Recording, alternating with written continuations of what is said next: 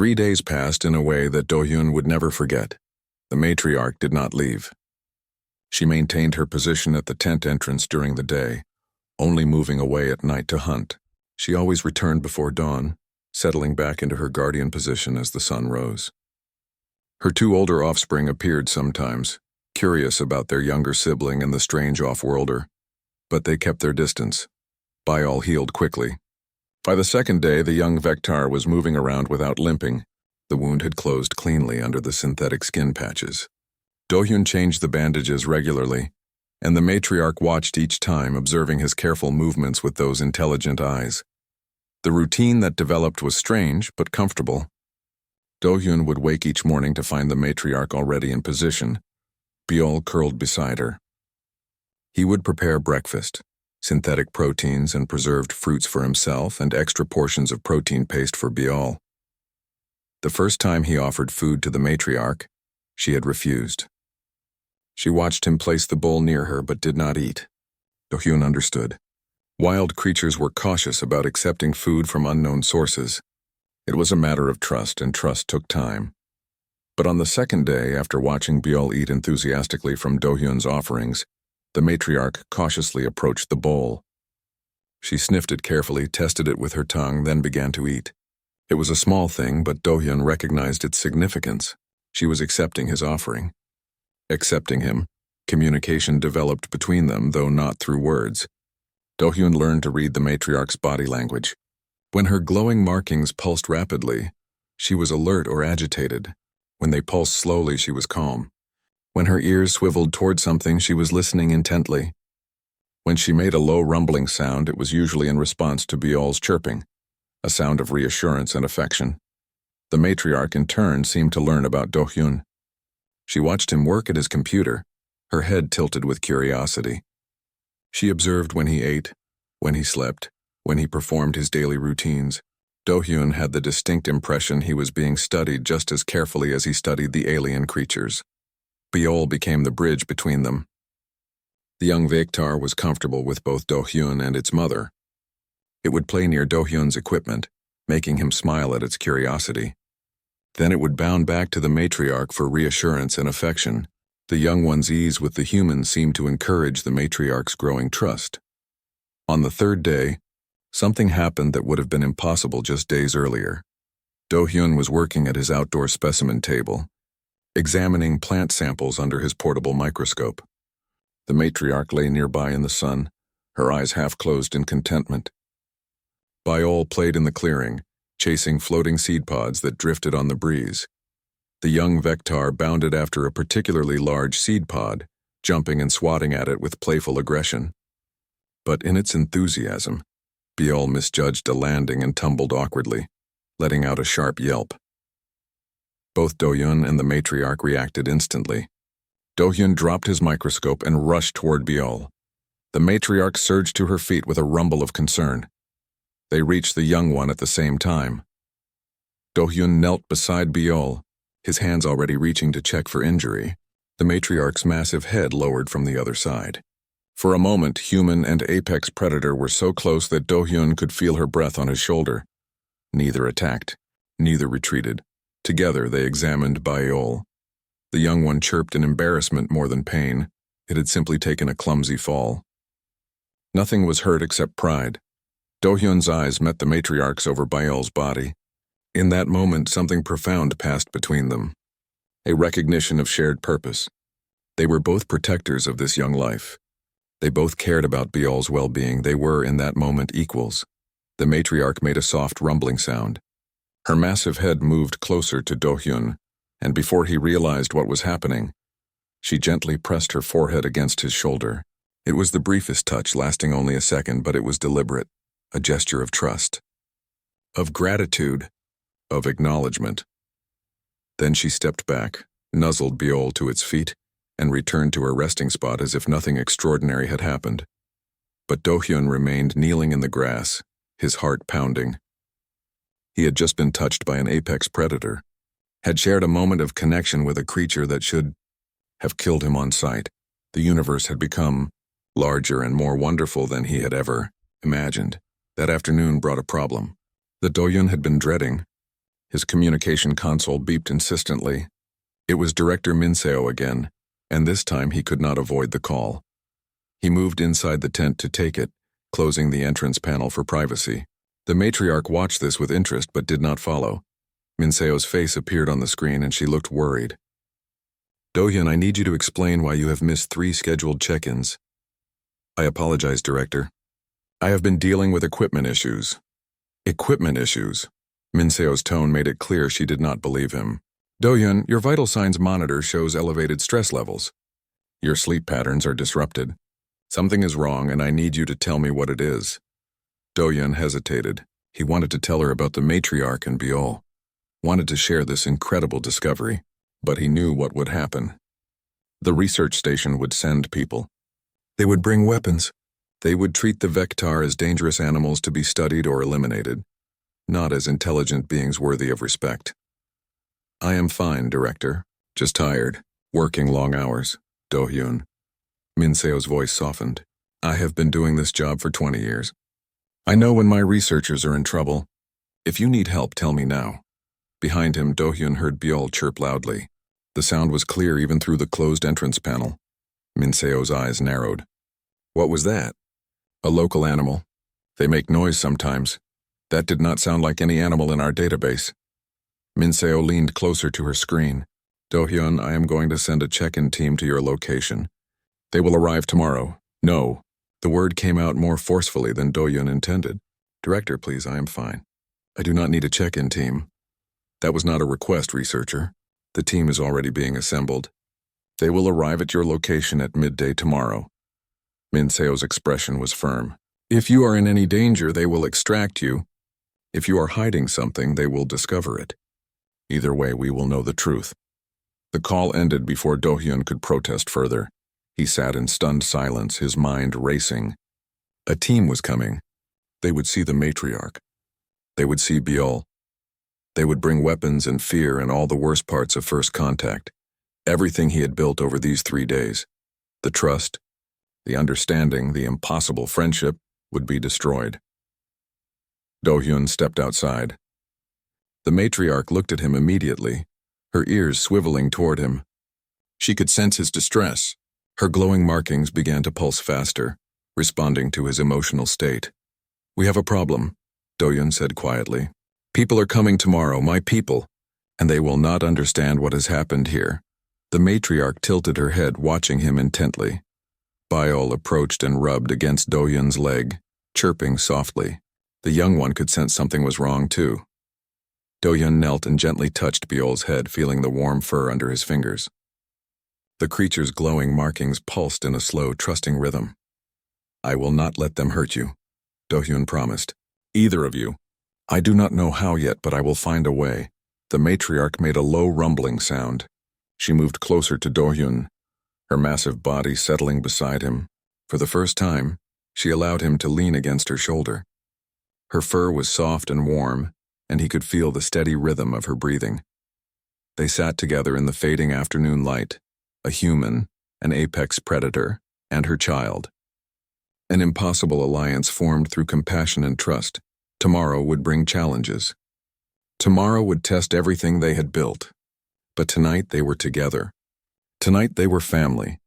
Do-hyun looked up at the alien sky, watching the first stars begin to appear.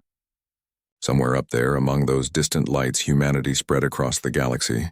They explored and studied and cataloged everything they found. But how often did they truly connect? How often did they meet another species not as subjects to be analyzed, but as equals to be understood? That night, as the twin moons rose and the forest sang its evening songs, Do-hyun made a decision. He would show his people what was possible. He would prove that first contact did not have to be about dominance or fear. He would show them that sometimes the greatest discoveries came not from databases or sensors, but from the simple act of helping a wounded stranger. The matriarch settled into sleep beside him, trusting him to keep watch. Biol curled up between them, safe and warm, and Do-hyun sat awake through the night, planning how to save the family that had accepted him as one of their own. Dawn came slowly to Veriscan 3. The sky lightened from deep purple to soft lavender, and the first rays of the sun touched the tops of the silver-barked trees. Do-hyun had not slept. He sat in his chair watching both Biol and the security monitors. The massive heat signature had remained at the edge of the clearing all night. Watching, waiting. Do-hyun could see it on the infrared display, a huge shape that never moved far from the perimeter. Biol had been restless through the night, often standing and facing the tent entrance. The creature would chirp softly as if calling out. Sometimes there would be an answer from the darkness outside, a low rumble that made Do-hyun's chest vibrate. They were communicating. Mother and child separated by the walls of his tent. As the sun rose higher, Biol became more agitated. The creature paced despite its injury, moving back and forth between the bedding and the entrance. It chirped more urgently, more insistently. Do-hyun understood. Biol wanted to go home, wanted to return to its mother. The wound was healing well. The creature could probably walk now without too much difficulty. It was time. The thought filled Do-hyun with both relief and sadness. He had grown attached to Biol in just 2 days. The creature's presence had filled his lonely camp with life and purpose. But he knew he could not keep it. This was not his companion to claim. Biol belonged to the wild, to its family. He checked his security monitors one more time. The heat signature had moved. It was now directly in front of the tent, perhaps 20 meters away, just beyond the reach of his camp lights waiting. Do-hyun took a deep breath. He had made his decision hours ago, though he had not admitted it until now. He would open the tent. He would let Biol return to its mother, and he would face whatever consequences came. This is probably the stupidest thing I've ever done, he said aloud. Biol looked at him, head tilted. If I die, it is because I was too stubborn to follow the rules. He walked to the tent's main entrance. His hand hovered over the control panel. One press and the door would open. One press and an apex predator would have clear access to him. Do-hyun thought of his sister again. She had always been braver than him. When they were children, she would climb the tallest trees while he stayed safely on the ground. She would explore dark caves while he waited outside with a flashlight. She had never let fear stop her from living. Be brave, he whispered to himself. He pressed the button. The tent entrance opened with a soft hiss. Cool morning air rushed in. Carrying the scents of the alien forest, Do-hyun stepped forward, positioning himself in the doorway. He deliberately kept his hands visible and empty. No weapons, no threatening gestures. For a moment, nothing happened. The forest was silent, holding its breath. Then she emerged from the shadows. The matriarch was enormous. Do-hyun had seen the measurements from the database, had studied the infrared images all night, but nothing had prepared him for the reality. She was a living mountain, her blue fur rippling over muscles built for killing, 6 legs, each ending in claws the size of his hand, a head that could bite him in half without effort, eyes that glowed with intelligent awareness. Those eyes locked onto him. Every instinct Do-hyun possessed screamed at him to run. His legs trembled, his heart hammered so hard he thought it might break through his ribs. The matriarch could cross the distance between them in seconds. He would not even have time to close the door. But he did not run. He stood his ground, meeting those terrible eyes. The matriarch moved forward slowly. Each step was deliberate, controlled. She was not charging. She was approaching. There was a difference, and Do-hyun clung to that difference like a lifeline. She stopped 3 meters away. This close, Do-hyun could see every detail. The scars marking her body, evidence of countless battles, the way her glowing markings pulsed in a pattern different from Biol's, the sheer overwhelming presence of a creature that had never known fear. Behind Do-hyun, Biol chirped urgently. The young Vector pushed past him, limping slightly but moving with determination. It went straight to its mother. The matriarch's attention shifted from Do-hyun to her offspring. She lowered her massive head, sniffing Biol carefully. Her nose traced over the bandages, the wound beneath. Do-hyun saw her nostrils flare, taking in the sense of medicine and synthetic skin. Biol chirped again, nuzzling against its mother's chest. The sound was pure relief and joy. The matriarch made a deep rumbling sound in return, a sound that was unmistakably affectionate. Do-hyun remained very still. He was witnessing something private, something sacred, a mother reunited with her lost child. He felt like an intruder, but he did not dare move. The matriarch examined Biol for a long moment. Then, slowly, her head turned back toward Do-hyun. Those glowing eyes studied him with an intensity that seemed to look straight through to his soul. Do-hyun swallowed hard. "I found Biol hurt," he said softly, knowing she could not understand his words but hoping she might understand his tone. "I could not leave a child alone and wounded. I am sorry if I overstepped. I just wanted to help." The matriarch continued to stare at him. Do-hyun could see intelligence in those eyes, real thinking happening behind them. She was evaluating him, judging him, deciding his fate. Time seemed to stop. The moment stretched out, endless and terrifying. Then the matriarch did something Do-hyun never expected. She moved toward him. Do-hyun's breath caught in his throat. His body tensed, ready to flee even though he knew flight was useless. The matriarch came so close he could feel the heat radiating from her massive body. Could smell her scent. Wild and alien, but not unpleasant. She lowered her head until it was level with his. They were eye to eye now. Do-hyun could see his own reflection in those glowing irises. The matriarch sniffed him. Her nose moved along his shoulder, his chest, his hands. Do-hyun held absolutely still, barely breathing. She was examining him just as she had examined Biol, taking in his scent, learning about him in ways he could not fully understand. Then she did something even more unexpected. She made a sound. A low, soft rumble that vibrated through the air between them. It was not aggressive. It was not threatening. If Do-hyun had to describe it, he would have called it acknowledgement. The matriarch stepped back.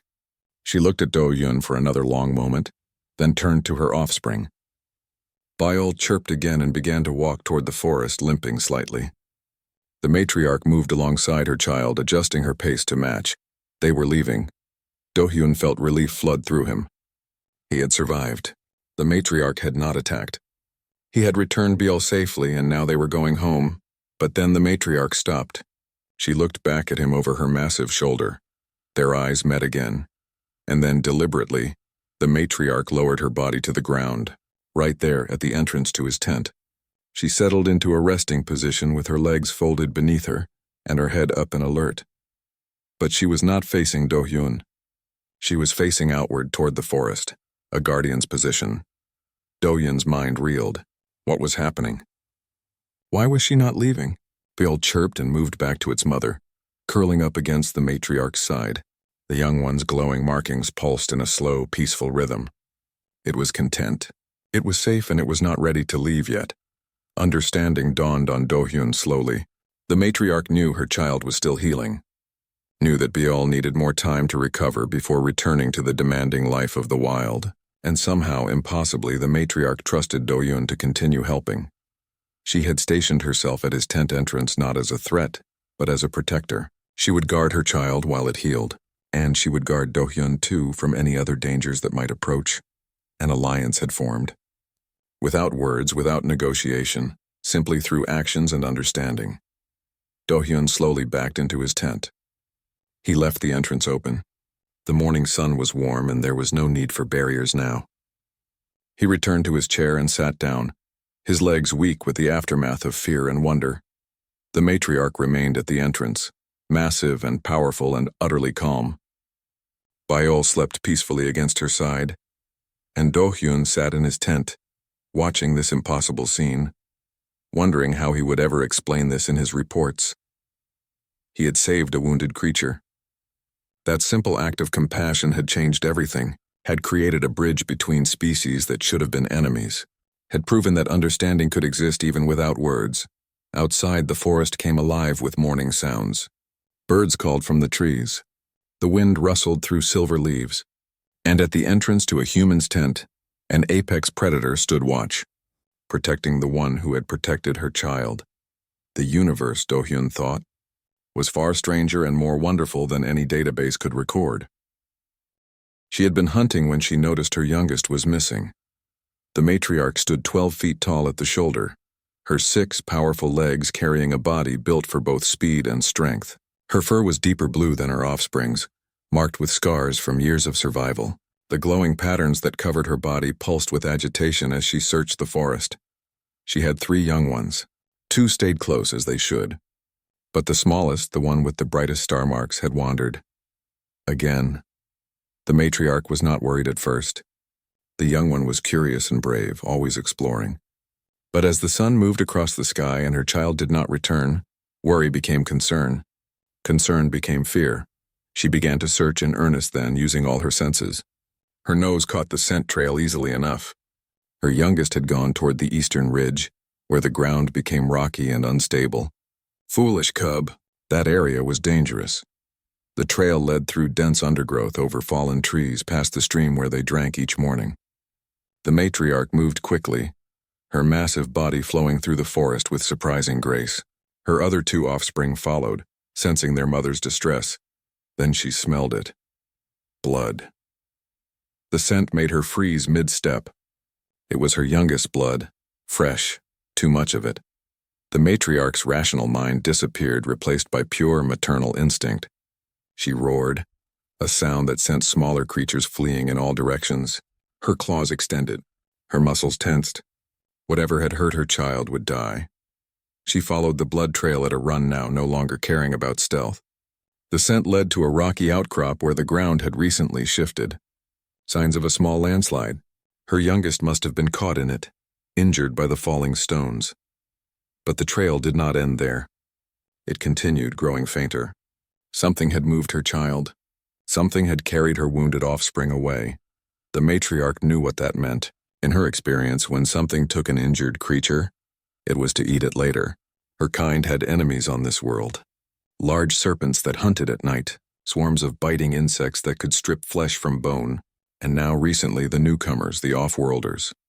She had seen their flying metal things in the sky, had watched from a distance as they built strange shelters that appeared overnight. Her kind had learned to avoid them. Once, a hunter from another family group had approached the off-worlders out of curiosity. The off-worlders had made loud sounds and bright flashes. The hunter had not returned. The matriarch understood. The off-worlders were dangerous. Now her youngest's trail led toward one of their settlements. The scent of blood mixed with the sharp, wrong smell of the off-worlder things. Their metal, their chemicals, their strangeness. She followed the trail as darkness fell. Her glowing markings provided light enough to see. Her two remaining offspring stayed close, silent, and alert. They understood the seriousness of this hunt. The trail led to a clearing. In the center stood one of the off-worlder shelters. It glowed with artificial light that hurt her eyes. Strange humming sounds came from it. The smell of off-worlder was strong here, and underneath it all, faint but unmistakable, was the scent of her youngest. The matriarch circled the clearing, staying in the shadows of the trees. Her intelligence was considerable, honed by years of survival. She did not simply rush in. She observed. She analyzed. She planned. The shelter had only one off-worlder inside. She could sense it moving around, hear its footsteps. It was alone. That was unusual. Off-worlders usually stayed in groups. Her youngest scent came from inside the shelter. But there was something strange about the scent. It was mixed with chemical smells she did not recognize, and there was no smell of fear. When prey was captured, it smelled of terror. Her youngest did not. This confused the matriarch. What did it mean? She remembered stories passed down through generations of her kind. Stories of the time before off-worlders, when her ancestors ruled this entire region. Stories of the first hunters who came from the sky, killing her kind for sport. Stories of family groups destroyed, of territories stolen. But she also remembered something her own mother had taught her. Not all creatures are the same. Even within a species, some are different. Some are dangerous. Some are not. The key to survival was learning which was which. The matriarch settled down at the edge of the clearing to watch and wait. Patience was as much a hunter's tool as claws and teeth. She would observe this off-worlder. She would understand what it had done with her youngest. And then she would decide what to do next. Inside the shelter, she could hear movement. Soft sounds. The off-worlder's voice making the strange noises they made to communicate. And then impossibly she heard a response, a chirp.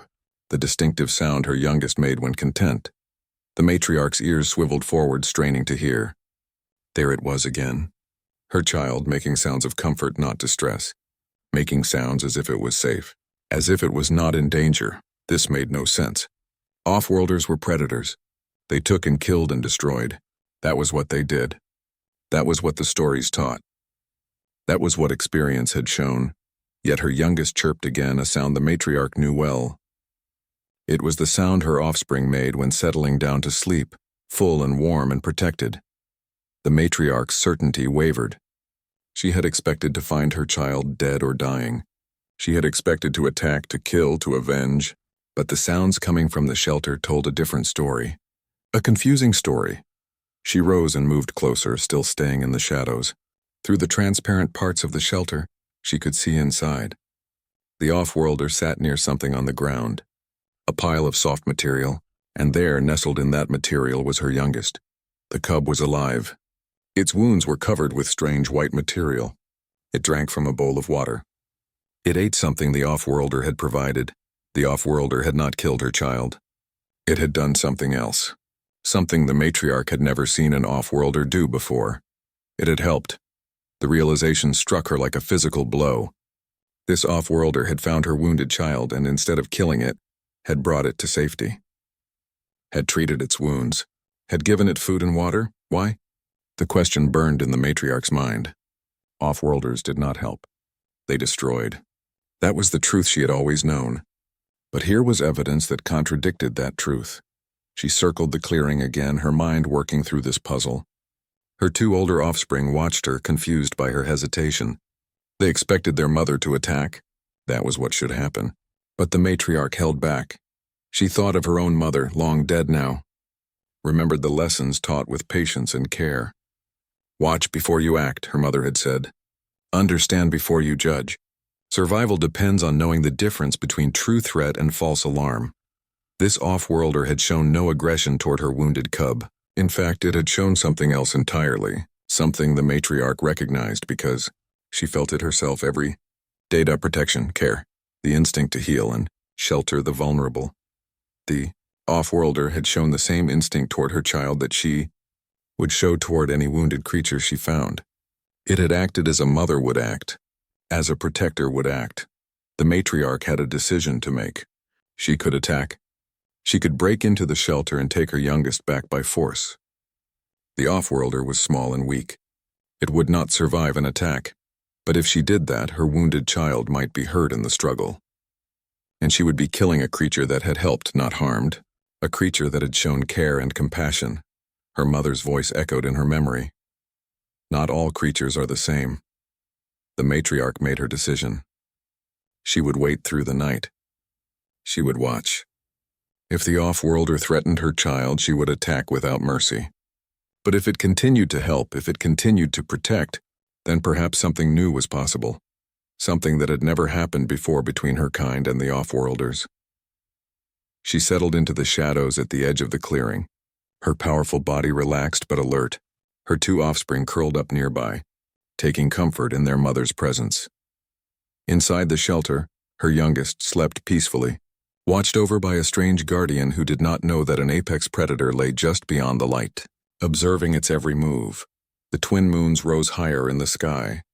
The night deepened, and the matriarch waited, patient and watchful, trying to understand this impossible thing she had witnessed. An off-worlder with a mother's heart. Do-hyun woke with a start when his chair creaked beneath him. He had not meant to fall asleep, but exhaustion had claimed him sometime in the early morning hours. The tent was filled with the pale light of dawn. He immediately looked at the creature on the bedding. It was awake. Those large eyes watched him with calm intensity. The glowing markings on its fur pulsed in a slow, steady rhythm. When Do-hyun moved, the creature's ears swiveled toward him, but it showed no fear. "Good morning," Do-hyun said softly. He stood slowly, stretching his stiff muscles. The creature tracked his movement, but remained relaxed on the blanket. That was a good sign. Do-hyun checked his medical scanner. The creature's vital signs were stronger. Heart rate stable, body temperature normal. The synthetic skin patches appeared to be working. The wound was already beginning to close. He needed to know what this creature was. Do-hyun moved to his computer terminal and pulled up the planetary database. He had been cataloging species for over a month, but he had never seen anything like this. He began searching through the records, comparing images and descriptions. It took nearly an hour of searching before he found the match. When he did, his blood went cold. Vector. The database entry was brief but alarming. Apex predator. Highly territorial. Hunts in family groups. Intelligence level unknown but suspected to be high. Warning, extremely dangerous. Avoid all contact, and this was a juvenile, which meant somewhere on this planet there were adults. Bigger adults. Much bigger adults. Do-hyun looked at the creature sleeping peacefully in his tent. It did not look dangerous right now. It looked small and vulnerable and hurt, but he knew that looks could be deceiving. He also knew that if this was a juvenile, its parents were probably searching for it. The thought sent a chill down his spine. He should contact the research station. He should request immediate evacuation. But if he did that, they would ask questions. They would want to know why he needed evacuation. And when they learned he had brought a Vector into his tent, there would be consequences. They might even send hunters to kill the creature. Do-hyun looked at the juvenile again. It had shifted position slightly, curling into a more comfortable shape. The bandages around its torso were clean and white against the dark blue fur. He could not let anyone kill it, not after saving its life. The creature made a soft sound, almost like a question. Do-hyun approached slowly and knelt beside the bedding. Up close, he could see the intricate patterns in its glowing markings. They were beautiful, like constellations mapped across its body. "You need a name," Do-hyun said quietly. He thought for a moment, watching the star-like patterns pulse and glow. "Biol. I will call you Biol." The creature, Biol, blinked slowly at him. Do-hyun chose to interpret that as acceptance. He needed to give Biol water and food. Water was easy. He filled a shallow bowl and set it near the bedding. Biol sniffed at it cautiously, then began to lap at the water with a purple tongue. Good. That was very good. Food was more complicated. Do-hyun had no idea what Vector ate. Probably meat, given that they were predators. He had protein synthesizers that could create basic nutrients, but would Biol accept artificial food? He prepared a small portion of synthesized protein paste and offered it on a plate. Biol sniffed at it, looked at Do-hyun with what might have been skepticism, then cautiously tasted it. After a moment, the creature began to eat. Do-hyun felt relief wash over him. If Biol was eating and drinking, the chances of survival increased dramatically. Throughout the morning, Do-hyun worked quietly while keeping an eye on his patient. He recorded observations, updated his personal logs, and tried to act as if everything was normal. But normal had fled the moment he brought Biol into his tent. Around midday, his communication console beeped. Do-hyun's heart jumped. He glanced at Biol, who had perked up at the sound, ears alert. "Stay quiet," Do-hyun whispered, knowing the creature could not understand but hoping tone would convey meaning. He answered the call. The face of Director Min-seo appeared on the screen. She was in her mid-40s with sharp eyes and an expression that always seemed to expect bad news. "Do-hyun, you missed your morning check-in," she said without preamble. "I apologize, Director. I was running field tests and lost track of time." The lie came easily, which bothered him. Min-seo studied him through the screen. "Is everything all right? You look tired." "Just working late. Nothing to worry about." Behind him, Do-hyun heard a soft sound. He coughed loudly to cover it, hoping Min-seo had not noticed. "Fail, please be quiet," he thought desperately. "Your last data upload was also delayed," Min-seo continued. "Are you having equipment problems?" "Minor calibration issues." "I am working on it." Another lie. Min-seo did not look convinced, but she nodded. "Very well. But Do-hyun, if you need anything, supplies, assistance, even just someone to talk to, you know you can request it.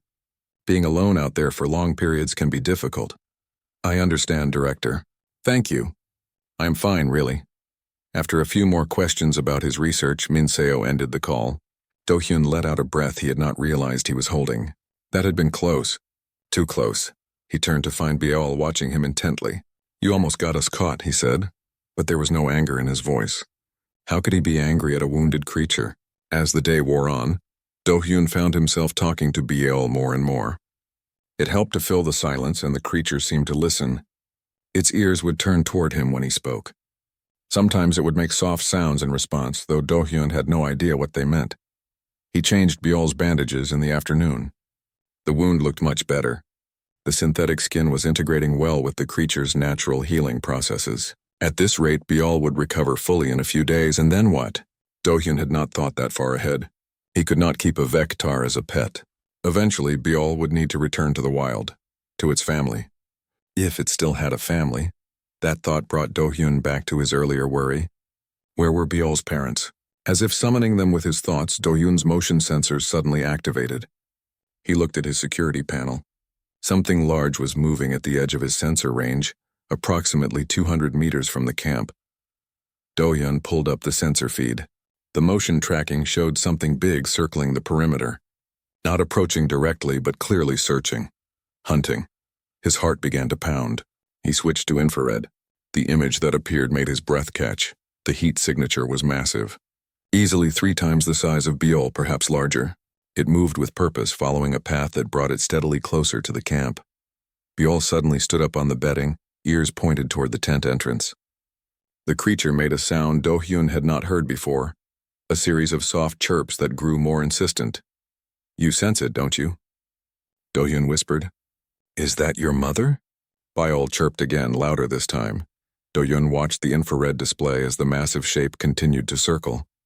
It was definitely tracking something, following a scent trail perhaps, and that trail would lead directly to this tent. To Biol, to him, the database had said Vectar were extremely dangerous, that they should be avoided at all costs. Do-hyun had no weapons beyond a small emergency blaster designed to scare off wildlife, not stop an apex predator. His tense force field might hold for a while, but he had no idea how strong an adult Vectar was. He could run. He could grab his emergency beacon, activate it, and flee into the forest. A rescue ship would come eventually, but that would mean leaving Biol alone, and it would mean bringing armed personnel to a location with Vectar present.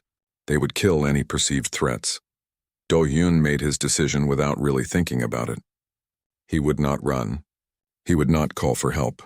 He had saved Biol's life. He would see this through, whatever came next. On the sensor display, the massive heat signature stopped moving. It had reached the edge of the clearing, just beyond the lights of his camp. Watching. Waiting.